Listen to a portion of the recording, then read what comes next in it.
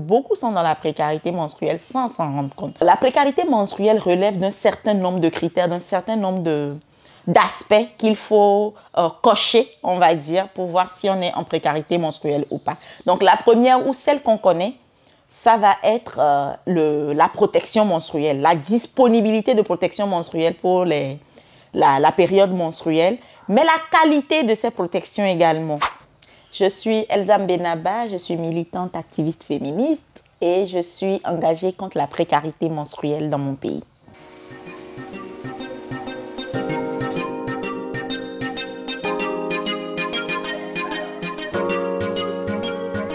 On produit jusqu'à trois capacités d'absorption, 3 types de capacités d'absorption.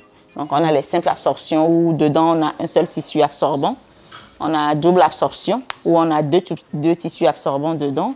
Et on a triple absorption qu'on fait uniquement sur commande pour vraiment les flux abondants, très abondants. Cette solution en fait offre 4 avantages pour cette femme-là ou cette fille qui va pouvoir l'utiliser. Le premier avantage va relever de sa santé. La santé vaginale de la femme et tout, parce que nos serviettes sont faites avec des produits qui respectent le corps de la femme. Le deuxième avantage pour la fille va être le fait qu'elle contribue à la protection de son environnement.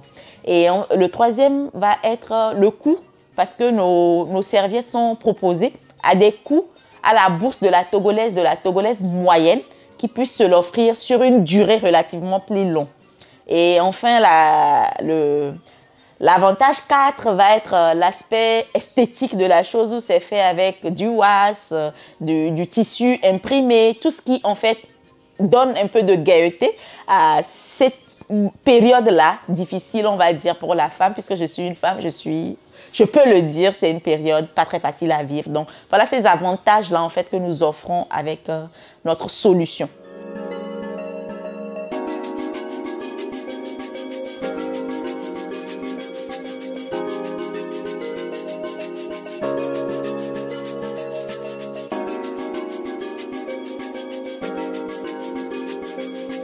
Nos serviettes, en fait, mettent 6 mois pour se dégrader dans la nature, un peu plus peut-être.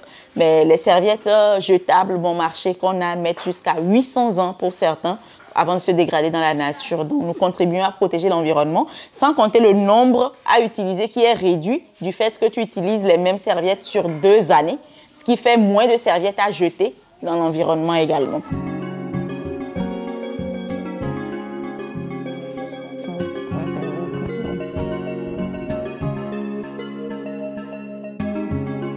La vente n'est pas le premier objectif. Le premier objectif, c'est le changement de mentalité.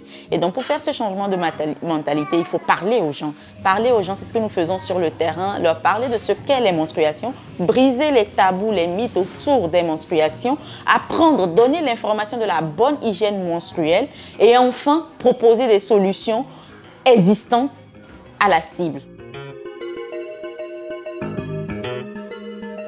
Généralement, dans notre société, les problèmes qui ne touchent que les femmes, tant que les femmes n'en parlent pas, cela prendra plus de temps à être vulgarisé. Donc oui, la première raison, je dirais que c'est parce que ça ne touche que les femmes. Si des hommes avaient des menstrues, ça fait longtemps que ce sujet serait sur le tapis partout. Ce n'est pas qu'un combat féministe. Non, ce n'est pas qu'un combat féministe, c'est plus qu'un combat féministe. Cela relève, comme on l'a dit tout à l'heure, du social dans le sens où il y a la question de la vie humaine qui est en jeu. Il y a la question du développement des pays qui sont en jeu parce que les filles qui ne vont pas à l'école à cause des menstruations, et selon l'UNESCO, 3 à 10 filles une fille sur 10 manquerait les cours 3 à 5 jours par mois à cause de leur menstruation. Et donc cela ne relève plus du féminisme mais carrément du développement de nos nations en fait.